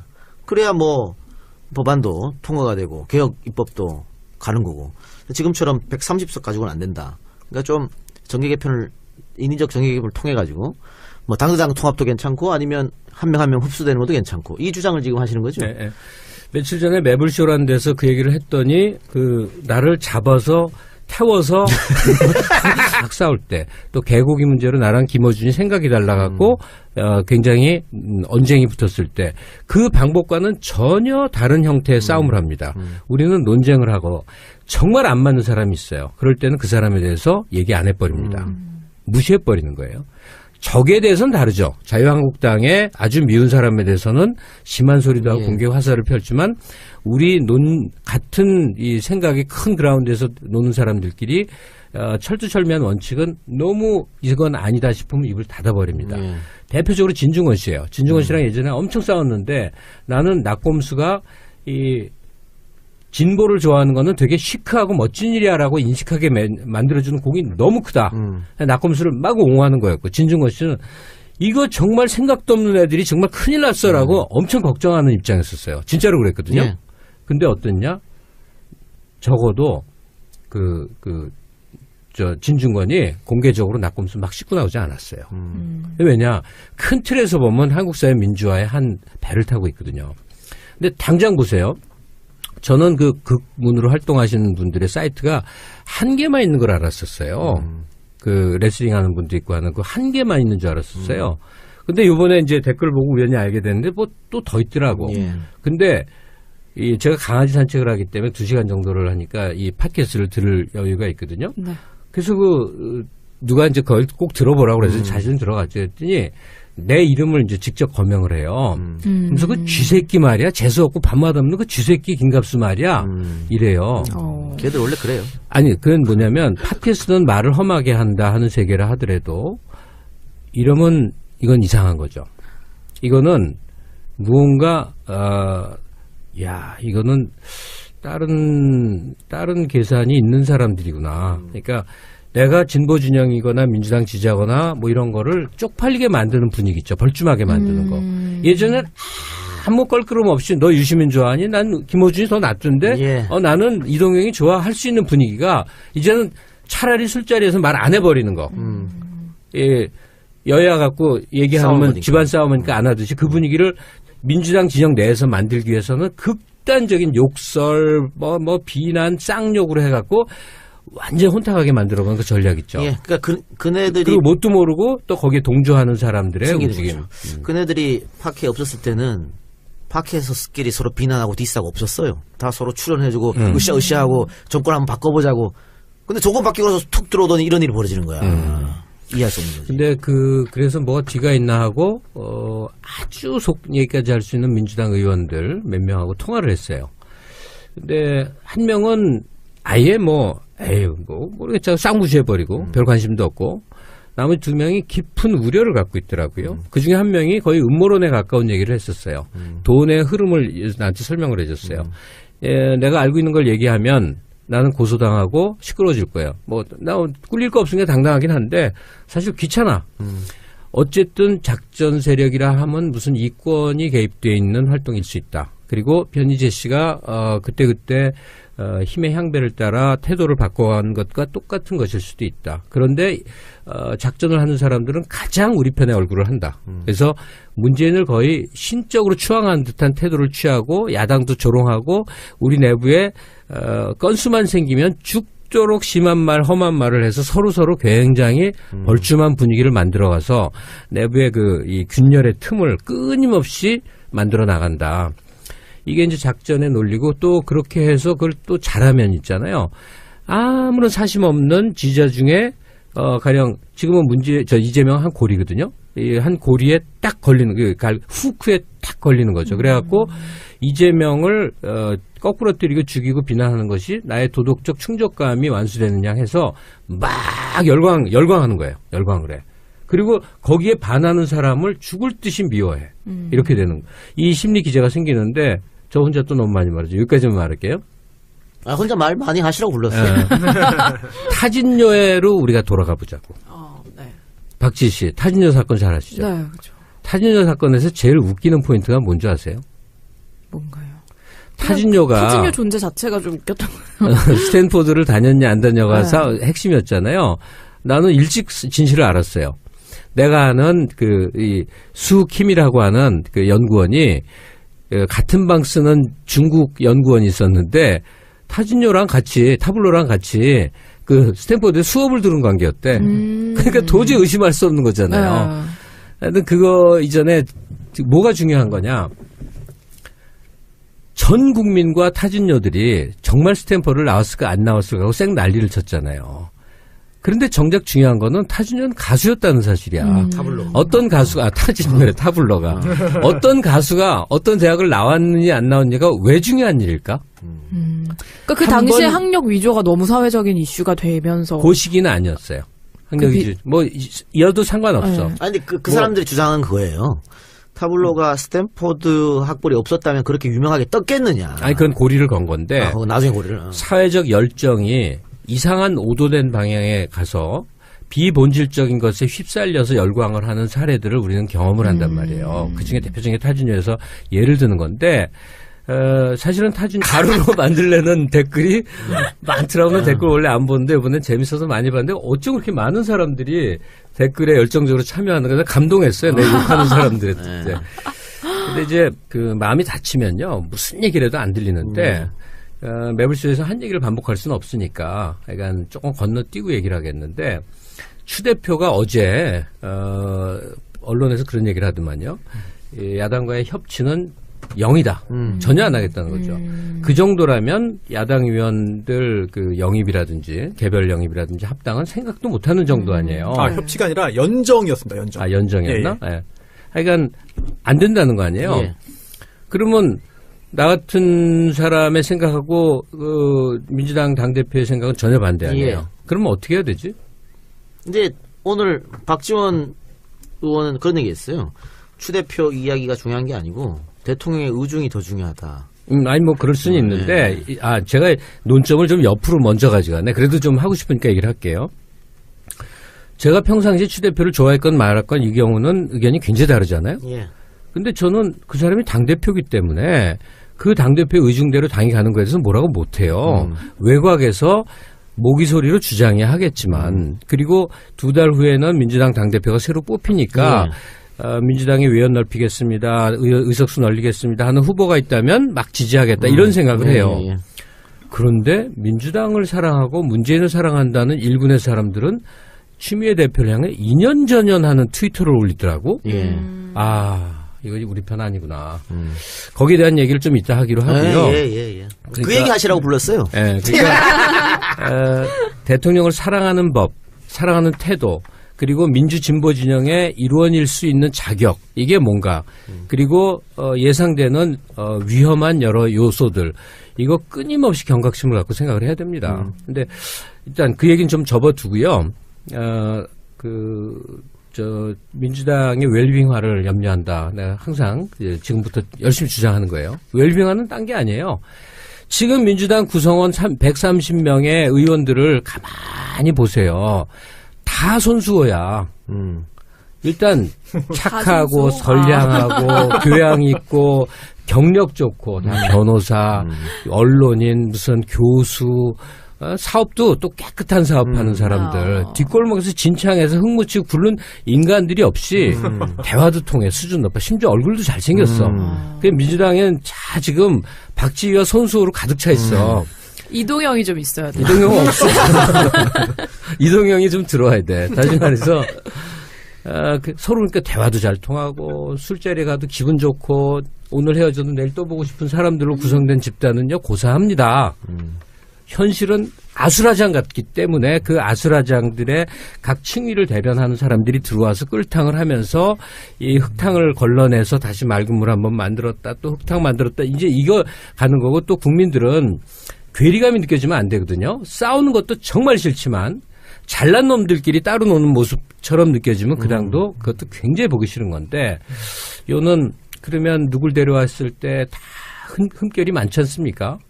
데려올래는 사람마다 쟤는 전라도에서 안 되고 쟤는 자한당하고 연관이 있어서 안 되고 쟤는 너무 부재해서 안 되는데 그 잣대를 지금의 현역 민주당 의원들에게 예리하게 대면 또 다 걸립니다. 그리고 사람이 끔찍하게 정반대로 변해오는 모습을 난 많이 봤어요. 그리고 그 과거를 캐갖고 막 그러는 거 아니라고 생각이 들어요. 여러분들이 사랑하는 유명한 사람들이요. 내가 과거를 알고 있는 등을 들어서 얘기하면 그랬나 하면서 펄쩍 뛸 일들 많아요. 그러나 사람은 끊임없이 이 시기를 거치면서 실수도 하고 그걸 교정하고 또 디뎌나가고 영원히 용서 못할 것도 있지만 또 대다수는 그걸 털고 다음 단계에서 손잡을 사람들이 있어요. 그러니까 저는 민주당 들어오고 싶어 하는 야당 의원들의 얘기를 직접 들은 적이 있었어요. 그 받아주나 뭐 누군지 얘기할까요? 김경진 하고 싶으면 받아주나 뭐 이래요. 그러니까 그 개별 입당식으로 야당이 지금 해쳐모여야 할 것 같거든요. 각 당의 입지가 공고해서 분쇄하기가 어려운 상태가 아니라 이제 이 맨 그라운드로 지금 다 흩어놓고 재구성되는 과정이 있을 것 같은데 그때 그냥 은근슬쩍 해갖고 한 30명 못 데려올까? 이게 꿈 같은 얘기인지 모르지만 또 보면 정치는 전혀 안 될 것 같은데 팩 되는 걸 너무 많이 봐서 의지가 중요하다. 그러면 첫째, 민주당 내에서는 이질적인 사람들도 받아들여서 원래 이질적이지 않아요. 호남은 받아들여서 다시 한번 또 이제 전의를 다지는 1년 10개월 후에 총선을 향해 가기 한 재구성을 민주당 스스로 한다는 태서가 필요하다. 과거에 대해서는 한번 살풀이 국민대회를 하든 어찌고 지랄을 하든 해서 한번 유권자나 민주당 지지자에게 용서를 구하는 무언가를 하면서 한 단계를 넘어가고 뭐 방법이 있을 거란 말이에요. 요는 이 모든 얘기는 딱 하나예요. 우리 문재인 대통령 일 좀 하게 해주자. 예. 그래서 과거를 돌아보면 김대중 대통령 되고 DJ 비연합을 했습니다만 여소야대였어요. 그래서 김종필 씨를 국무총리를 앉혔는데 당시 한나라당에서 인준을 안 해줍니다. 그래서 서리 딱지를 계속 붙여갔거든요. 6개월을 했어요.